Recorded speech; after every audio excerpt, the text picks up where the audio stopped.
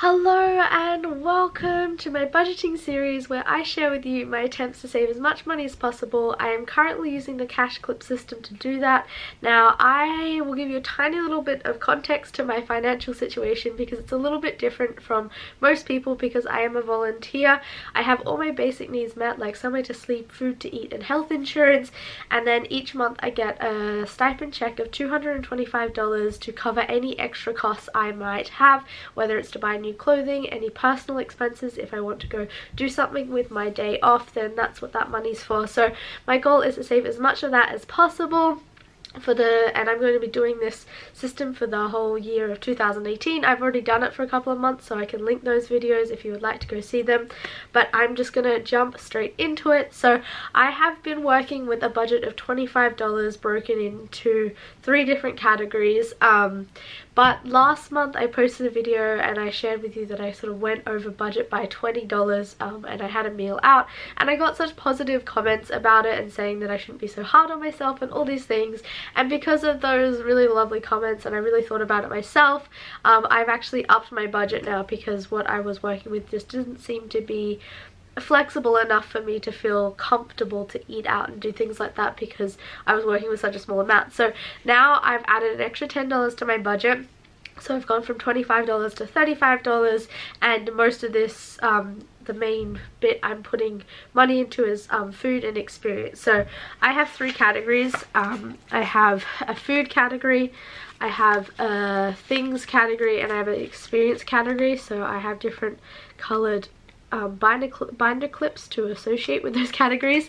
And for me, one of the things was always eating out because I had $15 in that category, but it would never seem to be enough to sort of really enjoy myself and get a proper meal or eat out more than once a month. So I've added $5 to that, so it's gone from $15 to $20, and then my things category is staying the same for $5, and my experience category I've now made $10. So that's just a little update, and it's because of the really positive comments I got from my last video and just how supportive you were sharing your thoughts. So thank you so much, because it encouraged me to take that step to really just like add more to my budget instead of being so frugal.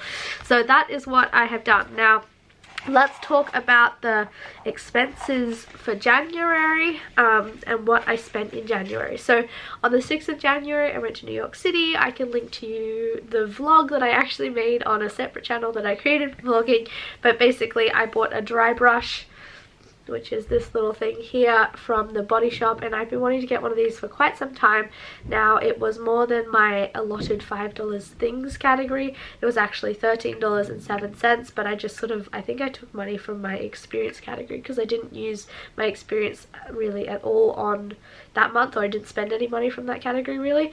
So that's what I did, and I have this lovely dry brush that I use quite often and it's very nice. So that was the item that I purchased for January.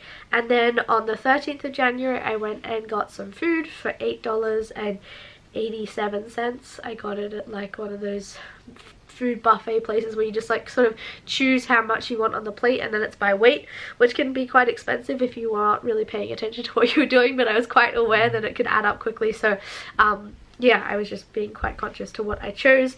And then on the 27th of January I went to Mexican food, and that cost me $10. I think I got nachos or something like that. So that was all of my spendings for January. My food, it all came together in my food category. I spent like under the $20 that I allowed myself, and then my things category is where I went into my experience budget. So what I have left from that whole month is, so out of the $35 I have $3.06 left.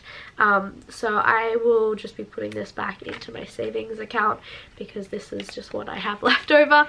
And yeah, then I'm going to be setting up my budget for the next month, and I feel like $35 is just a little bit more wiggle room to work with, and it does seem a bit silly sometimes that I have the categories, because I know that sometimes I seem to like mix in between, like for example spending my experience category to buy the dry brush and things like that, but I'm working with such a small amount. I like the idea of trying to keep the categories and trying to work within them, especially for the food one, because otherwise I would spend all of this on food. So that is kind of why I'm still working with the categories a little bit, and I like being in practice of a system like this for when I do start working again and I'm not volunteering and I have a lot more money coming in and going out. So I just want to get in the practice of using the system in that way. So anyway, this is my clips. They are set up and they are ready to go for February.